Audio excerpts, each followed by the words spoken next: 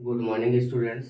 मैं आज आपको न्यूक्लियर एंड पार्टिकल फिजिक्स पढ़ाऊंगा और उस न्यूक्लियर एंड पार्टिकल फिजिक्स में मैं आपको पढ़ाने वाला हूँ fundamental forces. Nuclear and particle physics को हाई एनर्जी फिजिक्स भी बोला जाता है। तो हाई एनर्जी फिजिक्स जो है आपके एमएससी के सिलेबस में भी रहता है और आपको बहुत सारे एग्जाम में काम आएंगे। यहाँ पे मैंने लिख रखा है NET, JRF, MSc, SET, JEST, BARC, TIFR, PhD, entrance exam, ATC, इन सब में आपका ये काम आने वाला है। और जो एमएससी की एग्ज़ाम है उसमें भी ये सिलेबस में रहता है। तो मैं नोट्स के फॉर्म में भी आप लोगों के लिए प्रोवाइड करा दे रहा हूँ। जो एमएससी के लिए एग्ज़ाम लिखना चाहते हैं वो उनके लिए नोट्स के फॉर्म में रहेगा। तो एमएससी की जो सिलेबस है उसमें दिया है elementary particle and fundamental forces. तो मैं पहले फंडामेंटल फोर्सेस आपको बता देता हूँ, इसके बाद फिर आप लोगों को बताऊँगा एलिमेंट्री पार्टिकल के बारे में। तो फंडामेंटल शब्द से आप समझना कि जो मूलभूत होती है, जैसे हमें जीने के लिए रोटी, कपड़ा और मकान, तीन ही चीज़ की जरूरत पड़ती है। बाकी तो हम अपनी आवश्यकता के अनुसार बनाते हैं। अगर वो चीज़ें न रहे तब भी हमारी काम चल जाएगी, लेकिन रोटी, कपड़ा, मकान, ये तीनों में से एक भी नहीं रहेगा, हमारे जीवन टगमगा जाएगा। उसी प्रकार से जो फोर्सेस होती हैं फंडामेंटल फोर्सेस, वो 4 टाइप की होती है इस ब्रह्मांड में। इस यूनिवर्स में आप जितने भी फोर्स जानते हो वो सब फोर्स इन 4 प्रकार के फोर्सों के अंदर ही आती हैं, इन्हीं बलों के अंतर्गत आएगा। तो एक्चुअली में अब हम बड़े बच्चे हो गए हैं, हम एमएससी पास आउट हो गए हैं, कुछ एमएससी में हैं। तो हम अब इन्हें फोर्स नहीं कहा करेंगे, अब इन्हें हम इंट्रैक्शन कहा करेंगे। इंट्रैक्शन क्यों कहा करेंगे, देखना। मान लो यहाँ पे मेरे पास एक पॉजिटिव चार्ज है, यहाँ पे एक नेगेटिव चार्ज है, इन दोनों के बीच में फोर्सेस लग रहा है। तो हम कहते हैं कि ये Q1 है, ये Q2 है। तो ये जो Q1 पर जो फोर्स लगा रहा है, तो हम क्या कहते हैं इसको, force on two due to one. और इसे हम क्या कहते हैं, force on one due to two. Two तरीके से तो ये जो चार्ज Q1 है वो Q2 पर फोर्स लगा रहा है और Q2 जो है चार्ज Q1 पर फोर्स लगा रहा है, ऐसा हम कहते हैं। ये अब हम ऐसा नहीं कहेंगे कि फोर्स लगा रहे हैं, एक्चुअली में ये डायरेक्ट इस पर फोर्स नहीं लगा सकता, ये डायरेक्ट इस पर फोर्स नहीं लगा सकता। यहाँ से यहाँ तक के बीच में ना एक पार्टिकल काम करता है जो वर्चुअल पार्टिकल कहलाता है। वो इन दोनों के बीच में फोर्स लगने का एक कारण बनता है, माध्यम बनता है, उसे हम एक्सचेंज पार्टिकल बोलते हैं। इसलिए वो इंटरेक्ट कराता है इन दोनों को, वो इंटरेक्ट कराता है। इसलिए अब हम आज से यूज किया करेंगे वर्ड फोर्स की जगह पे इंट्रैक्शन, क्योंकि वो जो वर्चुअल पार्टिकल है वो इन दोनों को इंटरेक्ट कराता है। वो अपने आप से डायरेक्ट फोर्स नहीं लगा पाते हैं, इंट्रैक्शन के द्वारा होते हैं, इंटरेक्ट करते हैं। और इंटरेक्ट किसके थ्रू करते हैं, एक्सचेंज पार्टिकल के through, that is called virtual particle. इसलिए आज के बाद हम इंट्रैक्शन यूज किया करेंगे। तो आप समझ जाना कि इंट्रैक्शन मतलब फोर्स ही होता है। तो यहाँ पे मैंने लिख रखा है fundamental forces, all of the known forces in the universe can be grouped into 4 basic type. These forces also called interactions। मैंने बता दिया है कि यहाँ पे क्या बोल रहा है कि जितना भी प्रकार के हम फोर्स जानते हैं इस ब्रह्मांड में, इस यूनिवर्स में, वो 4 प्रकार के फोर्सों में हम क्या कर सकते हैं, समूहित कर सकते हैं, समूह कर सकते हैं, समूह में कर सकते हैं। 4 प्रकार के फोर्स ही होते हैं। जितने भी फोर्स और आप जानते हो वो सब इन्हीं चारों में से किसी न किसी एक इंटरेक्शन में आएगा। तो और इस यहाँ पे मैंने क्या लिख रखा है, these forces also called interactions. Interactions हम अब कहा करेंगे, मैंने अभी जस्ट समझा दिया आपको। तो वो फोर्सेस के नाम देखो। फर्स्ट वन होता है gravitational interaction, that is called gravitational force. Second one होता है इलेक्ट्रोमैग्नेटिक इंटरेक्शन। थर्ड वन होता है वीक इंटरेक्शन। और फोर्थ होता है हमारे पास स्ट्रॉन्ग, या इसी को हम कहते हैं न्यूक्लियर इंटरेक्शन, स्ट्रॉन्ग और न्यूक्लियर इंटरेक्शंस। तो ये 4 प्रकार के फंडामेंटल इंटरेक्शंस होते हैं हमारे पास। अगर मैं यहाँ पे देखूं कि सबसे बड़ा सबसे छोटा इसमें कौन है, तो हम ध्यान से देखेंगे कि कोई क्या है कि ग्रेविटेशनल सबसे बड़ा है। तो अभी मैं यहाँ पे एक्सपेरिमेंट करके दिखाता हूँ आपको। मान लो जो ग्रेविटेशनल है, कोई भी ऑब्जेक्ट के पास अगर मास है तो निश्चित तौर पे दूसरा ऑब्जेक्ट जिसके पास फिर से मास है, 2 ऑब्जेक्ट हैं जिनके पास मास है, तो एक दूसरे के ऊपर ना ग्रेविटेशनल फोर्स अप्लाई कर सकते हैं। जैसे मेरे पास मास है, आपके पास मास है, मैं आपको अट्रैक्ट कर रहा हूँ अपनी ओर और आप मुझे अट्रैक्ट कर रहे हो अपनी ओर। लेकिन हम एक दूसरे को इसलिए अट्रैक्ट नहीं कर पा रहे हैं कि एक और तीसरा मास भी है जो हम दोनों से बहुत कहीं अधिक ज़्यादा है, वो अर्थ है। तो अर्थ के कंपेयर पे हमारी मास ना नेग्लेजिबल है, इसलिए अर्थ हम दोनों को खींच ले रहा है। अब मैं आपको नहीं खींच पा रहा हूँ, आप मुझे नहीं खींच पा रहे हो, इसका मतलब ग्रेविटेशनल फोर्स लगने का कारण होता है मास होना। किसी भी बॉडी के पास अगर मास है तो ग्रेविटेशनल फोर्स अप्लाई करेगा। तो मान लो एक बॉडी है जिसके पास मास m है, तो उसे ग्रेविटेशनल फोर्स नीचे की तरफ खींचता है, नीचे की तरफ अट्रैक्ट करता है। तो इससे हमें पता चलता है कि जो ग्रेविटेशनल फोर्स होता है वो ऑलवेज अट्रैक्टिव इन नेचर होता है, हमेशा आकर्षणात्मक फोर्स ही लगा पाएगा, वो रिपल्सिव फोर्स कतई नहीं लगाता है। तो आप ध्यान से देखिएगा, यहाँ पे होगी ग्रेविटेशनल फोर्स। अब मैं इलेक्ट्रोमैग्नेटिक आपको समझाता हूँ, दोनों में कौन स्ट्रांग है दिखाता हूँ। तो इलेक्ट्रोमैग्नेटिक फोर्स का मतलब होता है कि कभी भी हम दो चीज़ों को रब करते हैं या फ्रिक्शन करते हैं, तो उस टाइम उन दोनों में ना, जैसे सिंपल पोजीशन की बात करूं, नॉर्मल बेसिक बात करूं, तो कोई भी पार्टिकल ना न्यूट्रल चार्ज होता है। जैसे मान लो एक पार्टिकल है जिसके पास 50 प्रोटॉन है और 50 ही इलेक्ट्रॉन है, तो सामान्य अवस्था में दोनों क्या होते हैं, न्यूट्रल चार्ज होते हैं, इसके पास जीरो चार्ज है। लेकिन जैसे ही दो बॉडी को हम रब करेंगे तो हो सकता है ए वाला जो बॉडी है इसके एक इलेक्ट्रॉन को तोड़ के अपनी तरफ ले जाए। इलेक्ट्रॉन इस तरीके से बंधे रहते हैं, जैसे हम रब करते हैं तो फंस के ऐसे जो वीक फोर्स से बंधा होता है वो टूट जाता है। मान लो इसमें चला गया तो इसमें चार्ज अब कितने हो गए, 50 तो इलेक्ट्रॉन थे, अब एक इलेक्ट्रॉन और आ गई थी, 51 इलेक्ट्रॉन हो गए, मतलब ये नेगेटिवली चार्ज हो गई। और यहाँ से एक प्रोटॉन निकल गई है, तो 50 में से एक अगर माइनस, हम 50 माइनस कर दूंगे तो यहाँ पे 49 हो जाएगा प्लस में। इसका मतलब है पॉजिटिवली चार्ज हो गया और ये नेगेटिवली चार्ज हो गया। तो जब चार्ज आ जाती है, तो आपने अभी जस्ट देखा कि चार्ज आ जाती है, तो एक चार्ज अगर सेम टाइप की है तो रिपल्सिव फोर्स अप्लाई करती है, और अगर डिफरेंट टाइप की है, अनलाइक चार्ज है, तो अट्रैक्टिव इन नेचर होती है, अट्रैक्ट करती हैं। तो यहाँ पे इस टाइप से जब दो बॉडी चार्ज हो जाती हैं उस टाइम एक दूसरे के ऊपर ना फोर्स अप्लाई करना चालू कर देते हैं, उसको हम कहते हैं इलेक्ट्रोमैग्नेटिक फोर्स। अब ध्यान से देखिएगा यहाँ पे, तो पाइएगा कि मान लो जैसे ही मैं इस पेन से ऐसा लिख रहा हूँ, ये देखो, तो मैं ना इस मार्कर को इस बोर्ड से मैंने क्या किया, फ्रिक्शन किया, मैंने रब किया। तो फ्रिक्शन किया तो इसके जो छोटे छोटे पार्टिकल हैं, इसके छोटे छोटे पार्टिकल के साथ इंटरेक्ट करके उसमें जाके चिपक गए, क्योंकि ये भी जैसे रब मैंने किया तो ये भी चार्ज हो गया, वो भी चार्ज हो गया। और मैंने कहा कि जब चार्ज हो जाते हैं तो एक दूसरे के ऊपर फोर्स अप्लाई करते हैं, तो ये चिपक गए। अब हुआ है कि ये चिपक गए, तो किस फोर्स की वजह से चिपके, इलेक्ट्रोमैग्नेटिक फोर्स की वजह से चिपके हैं। तो यहाँ पे जो मैंने मार्कर से लिखा है, तो भले इसके छोटे छोटे यहाँ पे इंक है, लेकिन उनके पास नेग्लेजिबल लेकिन मास तो है। और मैंने कहा था कि जिसके पास मास होगा उसके बाद उसके ऊपर ग्रेविटेशनल फोर्स लगेगा। तो इस मार्कर से निकली हुई जो छोटी छोटी इंक है उन पर ग्रेविटेशनल फोर्स नीचे की तरफ लग रहा है, लेकिन ग्रेविटेशनल फोर्स को क्या खींच पा रहा है क्या, अगर खींच पाता तो ये लाइन कभी ना दिखता।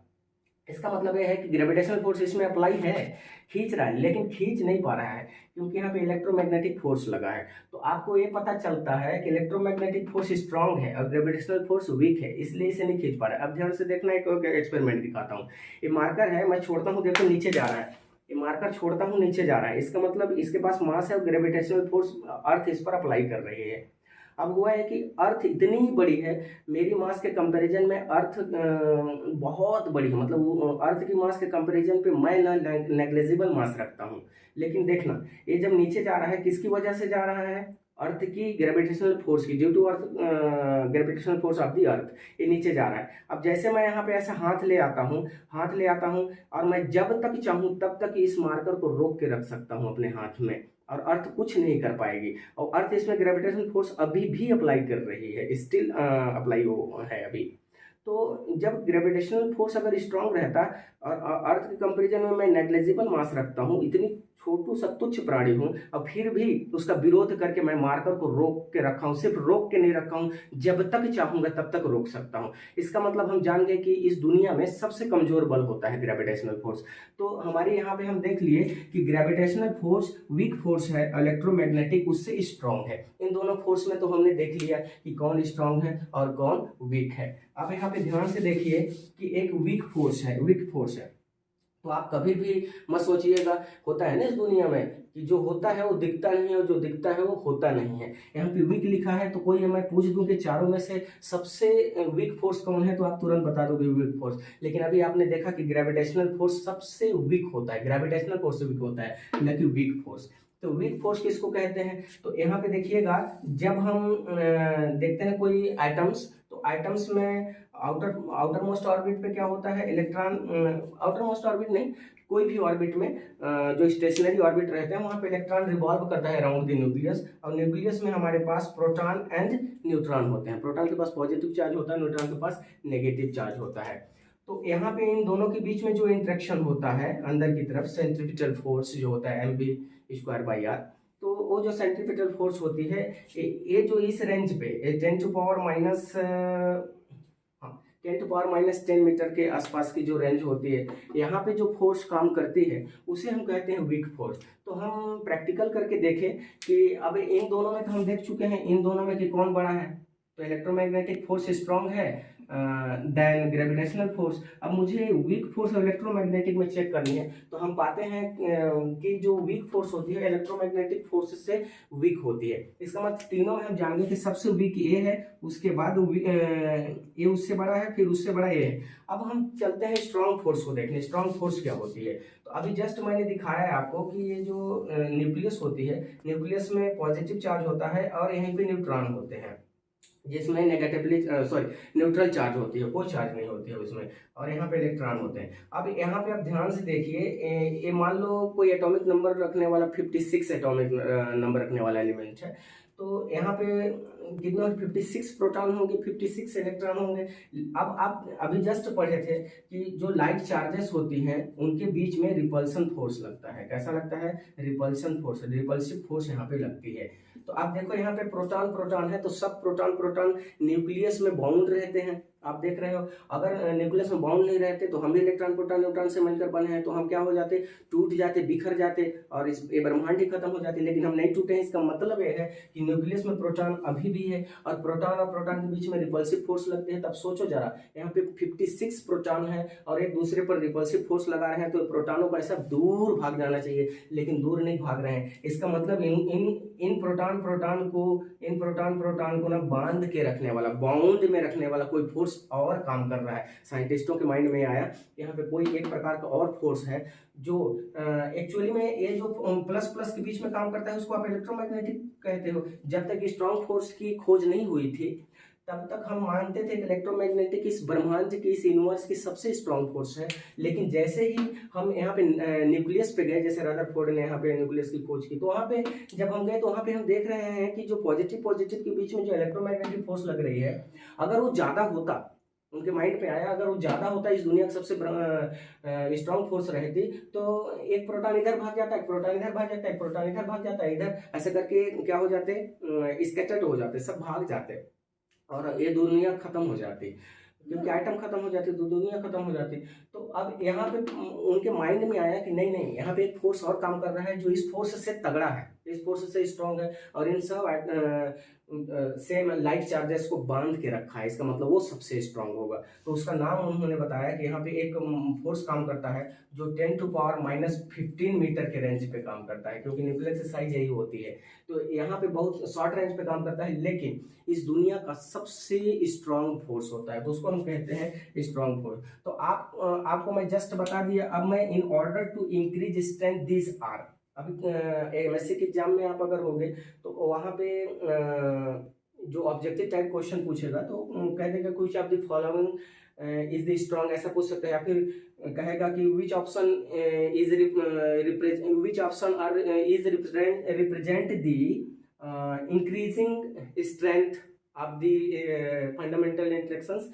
तो देखो इंक्रीजिंग ऑर्डर में मैंने लिख रखा है, in order to increase strength this are.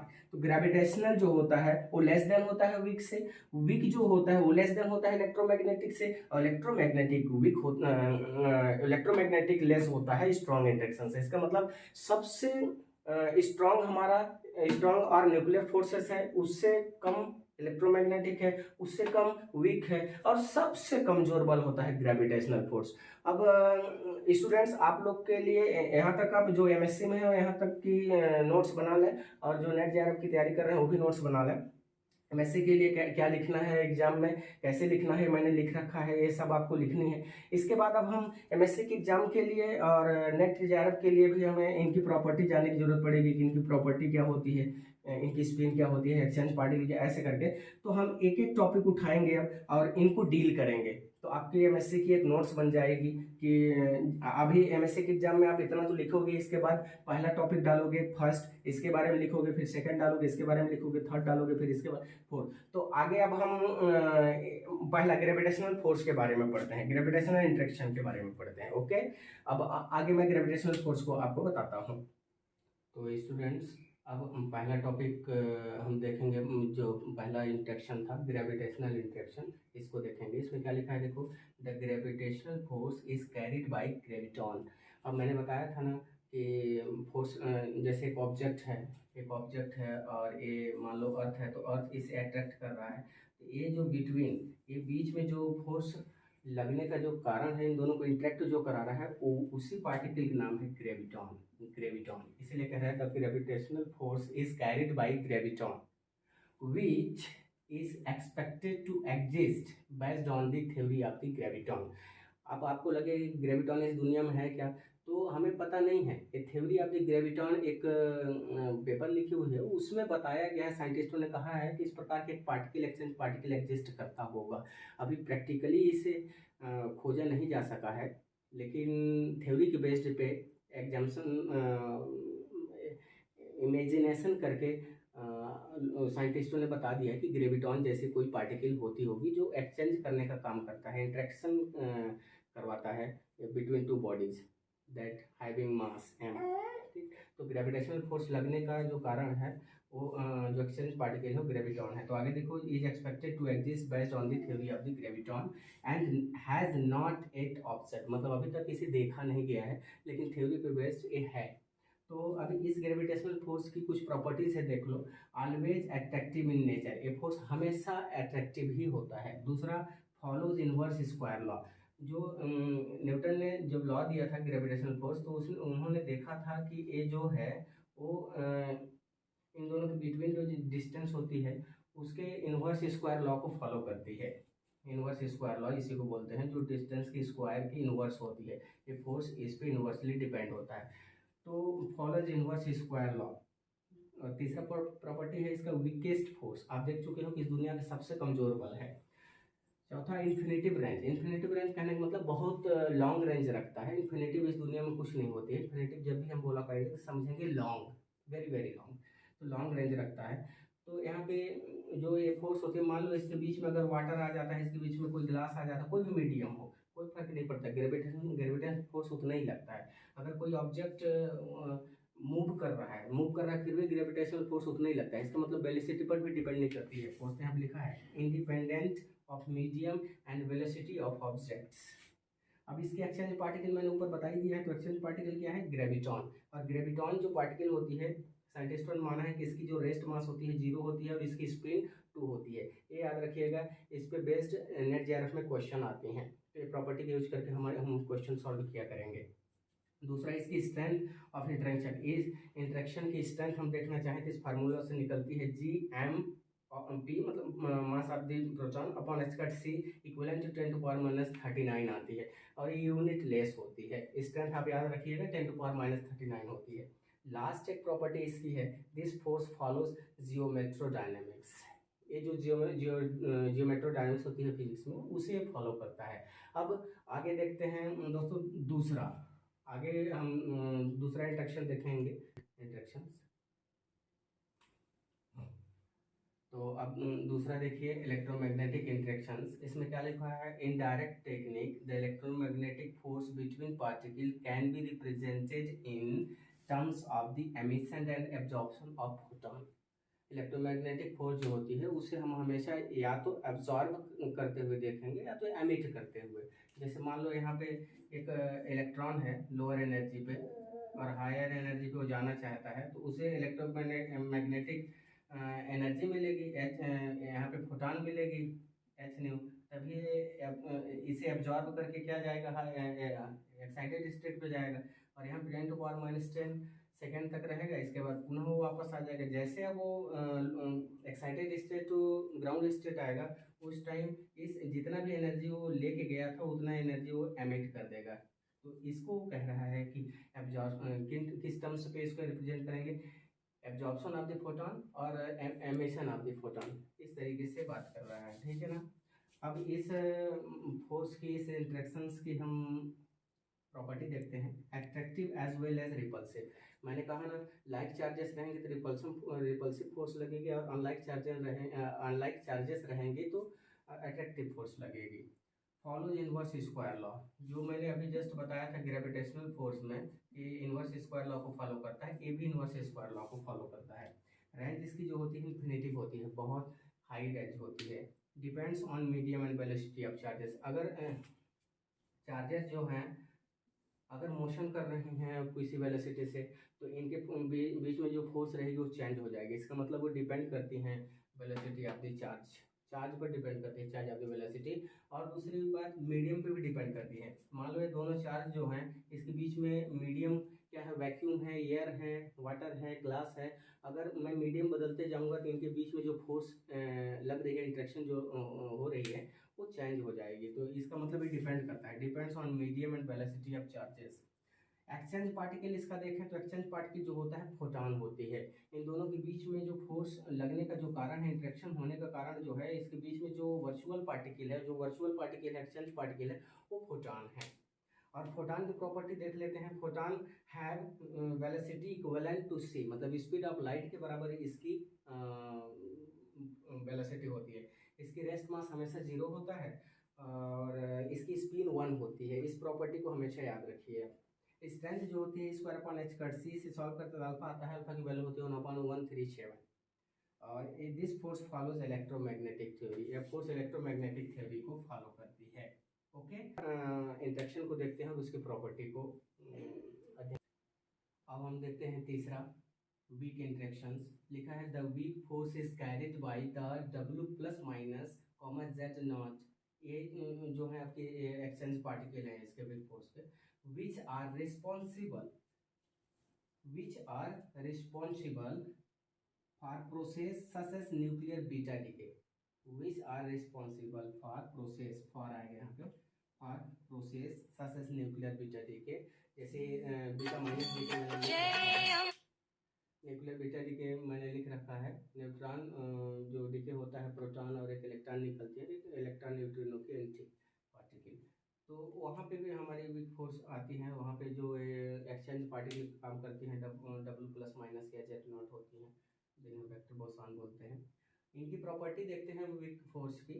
ये स्ट्रॉन्गर देन ग्रेविटेशनल इंट्रैक्शंस। आपने देखा है कि ग्रेविटेशनल फोर्स स्ट्रॉन्ग होता है but weaker then electromagnetic and strong interaction. Strong interaction और इलेक्ट्रोमैग्नेटिक इंट्रैक्शन से कमजोर होती है बट ग्रेविटेशनल फोर्स से प्रबल होती है, मतलब स्ट्रॉन्ग होती है। इसकी रेंज होती है शॉर्ट, 10⁻17 से लेके 10⁻18 मीटर तक की रेंज होती है, बहुत शॉर्ट रेंज पे काम करती है। एक्सचेंज पार्टिकल इसके मैंने बता ही दिया ऊपर में, intermediate vector boson W plus minus Z not होती हैं। तो जो वेक्टर बोसॉन होती है उनकी मास फाइनाइट होता है और उनकी फाइनाइट वेलोसिटी भी होती है और स्पिन 1 होता है, इसकी भी स्पिन 1 होती है, इसे आप याद रखिएगा। स्ट्रेंथ जो होती है वो हमारा 10⁻⁻5 आता है, जो यूनिट लेस होती है। और ये जो फॉलो करता है, जो वीक इंट्रैक्शंस, वो फॉलो करता है हमारी लेवल डायनेमिक्स को, फॉलोज लेवल डायनेमिक्स। ओके, अब हम लास्ट इंट्रैक्शंस को देखेंगे, स्ट्रॉन्ग इंट्रैक्शंस को। स्ट्रॉन्ग इंट्रैक्शन देखते हैं, लास्ट इंट्रैक्शन है तो इसके बारे में क्या लिखा हुआ है देखो। The strong force between quarks is carried by particle called gluons. अगर क्वार्क्स के बीच में जो एक्सचेंज पार्टिकल का काम करेगा, दो क्वार्क्स मान लो, क्वार्क्स के बीच में जो फोर्स काम करेगा वो ग्लूऑन्स होगा, ठीक है ना। Which have been observed through indirect technique. Gluons हम इनडायरेक्ट टेक्निक्स के थ्रू ही ऑब्जर्व कर पाए हैं, अभी तक डायरेक्ट टेक्निक से ऑब्जर्व नहीं हुई है। इस इंटरेक्शंस की अगर मैं प्रॉपर्टी दिखाऊं तो आपको क्या लिखा है, पहला responsible for binding of nuclei, nucleus को बांध के रखने के लिए उत्तरदायी है ये फोर्स। ओके। दूसरा, स्ट्रॉन्गेस्ट फोर्स ऑफ यूनिवर्स, इस ब्रह्मांड का सबसे प्रबल बल है। दूसरा, तीसरा हो गया exact nature of this force is not known till now, exact इसकी क्या नेचर है हमें आज तक अभी पता नहीं चला है, बस अप्रोक्सीमेटली हम बात करते हैं, एग्जैक्ट नेचर इसकी अभी तक पता नहीं चला है। ये किस किस बात पर डिपेंड करती है स्ट्रॉन्ग फोर्स, देखो चार्ज इंडिपेंडेंट, चार्ज पर डिपेंड नहीं करता है, क्योंकि ये अगर न्यूट्रॉन न्यूट्रॉन के बीच में भी लगता है, देखो इनमें चार्ज नहीं है, न्यूट्रॉन में चार्ज नहीं होता फिर भी इनके बीच में काम करता है। न्यूट्रॉन प्रोटॉन के बीच में भी काम करता है, इसमें प्लस चार्ज इसमें नेगेटिव चार्ज, प्रोटॉन प्रोटॉन के बीच में भी काम करता है, इसका मतलब चार्ज पर डिपेंड नहीं करता है फोर्स, चार्ज इंडिपेंडेंट है। दूसरी बात, स्पिन डिपेंडेंट, स्पिन पे डिपेंड करती है, एंड नॉन कंजर्वेटिव फोर्स होती है, नॉन कंजर्वेटिव फोर्स होती है। एक्सचेंज पार्टिकल इसके क्या होते हैं, फार क्वार्क्स गुलवांस होंगे, अगर क्वार्क्स क्वार्क्स के बीच में अगर ये फोर्स अप्लाई हुई है उस टाइम एक्सचेंज पार्टिकल का काम करेगा, जो वर्चुअल पार्टिकल होगी गुलवान होगी। और अगर ये फोर्स हेड्रॉन्स के बिटवीन में काम कर रहा है, ये इंटरेक्शन हेड्रॉन के बीच में है, तो आपकी मेसॉन्स काम करेगी, और मेसॉन्स की स्पिन जीरो होती है जैसे गुलवान की होगी। और ये जो किस को फॉलो करता है, स्ट्रॉन्ग इंटरेक्शन जो होती है, स्ट्रॉन्ग फोर्स फॉलोज क्रोमोडायनेमिक्स, क्रोमोडायनेमिक्स को फॉलो करती है। अब दोस्तों मैं अब लास्ट में एक टेबल फॉर्म में चारों फोर्सेस की प्रॉपर्टी को मैं लिख दूंगा, उस टेबल से आप भली भांति अच्छे से याद कर पाओगे। ओके। अब मैं देखिए जो चारों इंस्ट्रक्शंस हम लोगों ने देखा है उसको मैंने टेबल फॉर्म में समराइज कर दिया है, तो टेबल फॉर्म में आप बहुत अच्छे से याद कर पाओगे और इसका यूज कर पाओगे आप कंपटीशन एग्जाम के लिए। तो एक बार मैं पढ़ देता हूँ अगर आप कहीं पे नहीं समझ पाएंगे तो। यहाँ पे इंटरेक्शन टाइप दिया है, रेंज दिया है वाली कॉलम, ए रिलेटिव स्ट्रेंथ है, लाइफ टाइम दिया है, माइक्रो सेकंड में potential energy, exchange particle, spin, charge और एनर्जी। तो पहले स्ट्रॉन्ग की बात कर लेते हैं, इसकी रेंज होती है 1 फेमटोमीटर, इसकी स्ट्रेंथ होती है 1, लाइफ टाइम होती है लेस देन 10⁻⁻20, और पोटेंशियल एनर्जी होती है G H E to power minus small R by 2 pi R. Gluon होती है जी, ऊपर मैं बता ही चुका हूँ कि क्वार्क्स के बीच में काम करेगा तो ग्लूऑन, और हेड्रॉन्स के बीच में काम करेगा तो मेसॉन्स की पार्टिकल। स्पिन इसकी जीरो होती है, ग्लूऑन की भी मेसॉन की, चार्ज भी जीरो होता है और एनर्जी भी जीरो होती है। ओके जी।